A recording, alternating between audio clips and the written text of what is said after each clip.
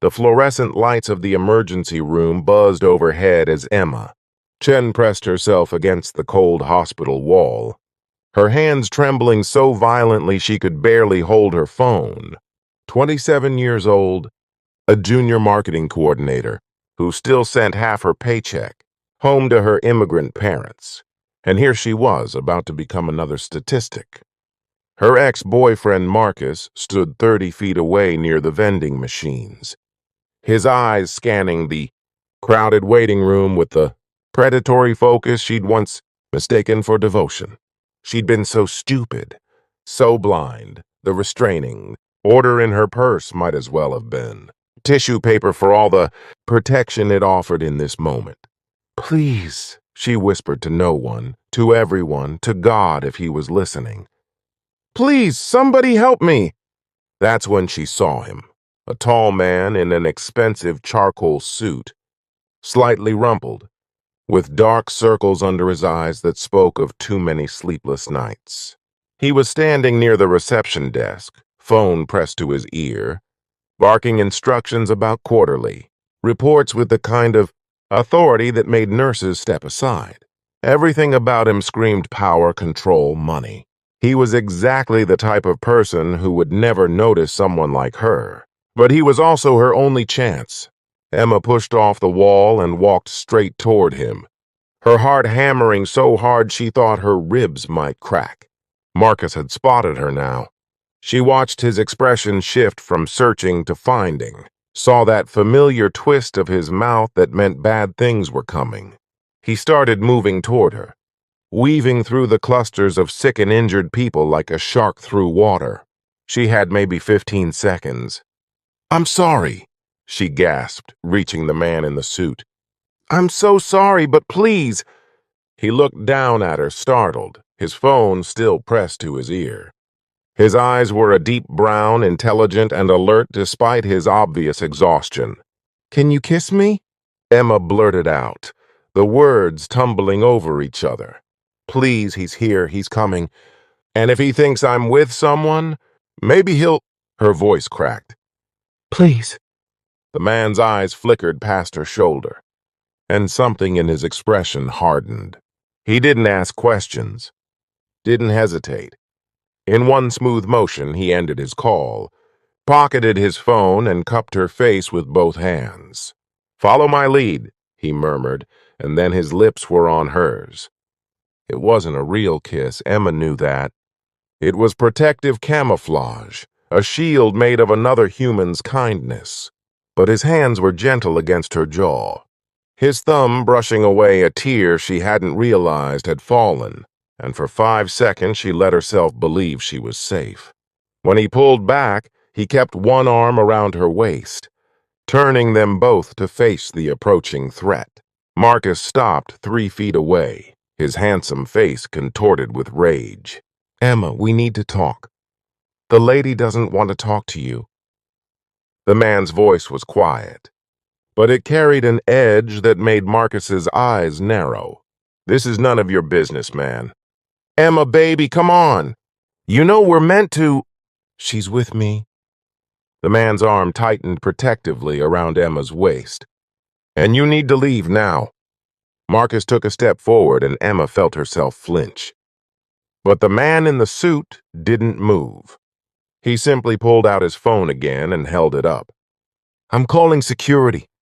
"You have 10 seconds to walk away voluntarily, or you can explain to them and the police why you're violating a restraining order." His eyes locked onto Marcus's. "Your choice." Something in his tone must have registered, because Marcus's bravado cracked. He pointed at Emma, his finger shaking with fury. "This isn't over." "Yeah," the man said quietly. "It is."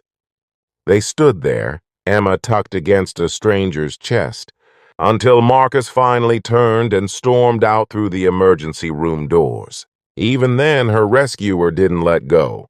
"Is he gone?" Emma whispered. "Security's watching him get in his car." The man finally released her, but gently, making sure she was steady on her feet. "Are you all right?" Do you need me to call someone?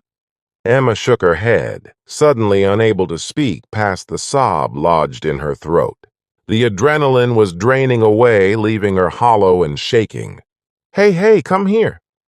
And then this stranger, this man in his expensive suit, was guiding her to a chair, crouching down in front of her, his hand rubbing circles on her back while she fell apart in a hospital waiting room. When she could finally breathe again, Emma looked at him through swollen eyes. Thank you. I don't know how to thank you doesn't even begin to. You don't need to thank me for being a decent human being. He grabbed a tissue box from a nearby table and handed it to her. Is there someone I can call? Someone who can stay with you? Emma thought of her parents who would worry themselves sick, her roommate Sarah who was out of town, her few friends scattered across the city with their own Friday night plans. I'll be okay, she lied. The man studied her for a long moment, then pulled out a business card. My name is James Caldwell. If he comes back, if you need anything, you call that number. Day or night. Emma took the card with numb fingers, barely glancing at it before tucking it into her purse. I'm Emma Chen, and I really can't thank you enough. Emma, he said her name like he was committing it to memory. Promise me you'll get home safe. Promise me you'll call if you need help. She promised, meaning it in the moment, knowing she'd never call. People like him didn't want to be bothered by people like her beyond the initial crisis. James Caldwell waited until her Uber arrived, walked her to the car, checked the driver's license against the app. He watched the car pull away, and Emma watched him shrink in the rear. Window, her unexpected guardian, angel in a rumpled suit. She didn't look at his business card until she was home. Door locked, chain secured. When she finally pulled it out, her heart stopped. James Caldwell, Chief Executive Officer. Caldwell and Associates Marketing. The floor seemed to tilt beneath her feet. Caldwell and Associates, the massive marketing firm that occupied floors 15 through 21 of the downtown skyscraper. The company that had just acquired the small agency where Emma worked. The company that was now, effectively, her employer. She'd asked her CEO to kiss her in a hospital emergency room. Monday morning arrived like an executioner's appointment. Emma had spent the entire weekend oscillating between mortification and anxiety, rehearsing explanations that all sounded either pathetic or insane. The office was buzzing with news of the acquisition, of the big meeting scheduled for 10 a.m., where the Caldwell and Associates leadership team would address their new employees.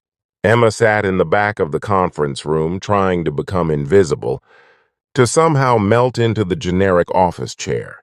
She didn't even look up when the executives filed in, too busy studying her hands and praying for a natural disaster.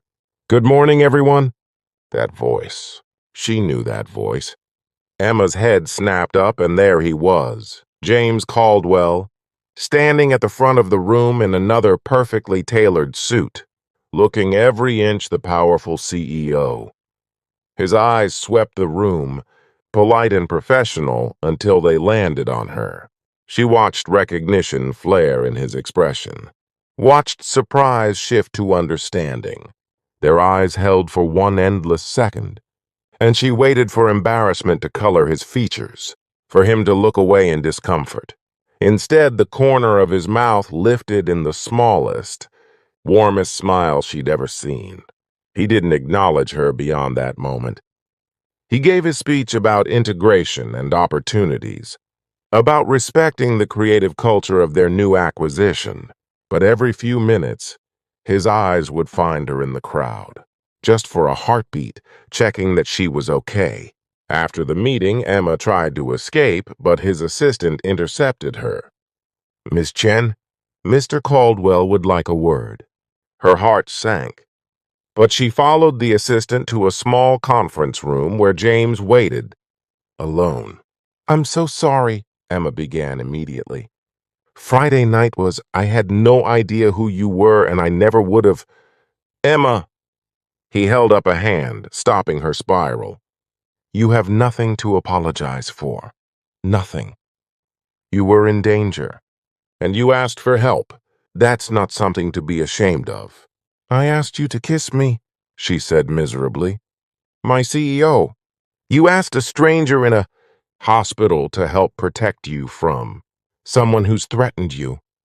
The fact that I turn out to be your CEO is just an incredibly unlikely coincidence. He leaned against the conference table, his posture relaxed, safe. How are you, really? The genuine concern in his voice cracked something in her chest. I'm okay. He hasn't tried to contact me. I think maybe you scared him off. Good. James pulled out his phone. I meant what I said Friday. If he comes back, you call me. I don't care what time it is or what I'm doing. You can't mean that. She gestured vaguely at him, at the corner office existence he inhabited. You have more important things to deal with than my mess. Emma. He waited until she met his eyes. There is nothing more important than making sure you're safe. Nothing. Do you understand me? She nodded, unable to speak past the lump in her throat. Now I need to ask you something. And I need you to be completely honest with me. He straightened, suddenly looking concerned. Does working here, knowing does it make you uncomfortable? Because I can arrange a transfer. Different team, different floor. I will not have you feeling unsafe or awkward in your workplace. Because of what happened Friday, Emma stared at him, this powerful man offering to rearrange his company because he was worried about her comfort. You'd really do that? In a heartbeat. She thought about it, really thought about it. About that moment in the hospital when he could have walked away, could have told her to call security herself, could have decided her crisis wasn't his problem. About the way he'd held her while she cried, this stranger with kind eyes and gentle hands. About the business card, the promise, the Uber check. I'd like to stay, she said quietly, if that's okay. His smile could have powered the entire building. That's more than okay. They talked for a few more minutes. Professional boundaries, his open-door policy, resources for domestic violence survivors that the company offered. Emma learned that James had a sister who'd barely escaped an abusive relationship. Learned why he'd responded so instantly on Friday night. Learned that behind the CEO, exterior was someone who understood that humanity mattered more than quarterly reports. As she stood to leave, James called her name one more time. Emma, for what it's worth, you weren't stupid. You weren't blind. People like him are experts at making you believe lies. His voice softened. And you were brave enough to ask for help. That takes more courage than most people ever find. Emma walked back to her desk feeling lighter than she had in months, knowing that somehow, in the chaos of the worst night, she'd found an unexpected ally. And maybe, just maybe, proof that there were still good people in the world. People who helped strangers in hospitals. People who led with kindness. People who understood that the truest measure of success had nothing to do with corner offices, and everything to do with the choice to be human when someone needed you most.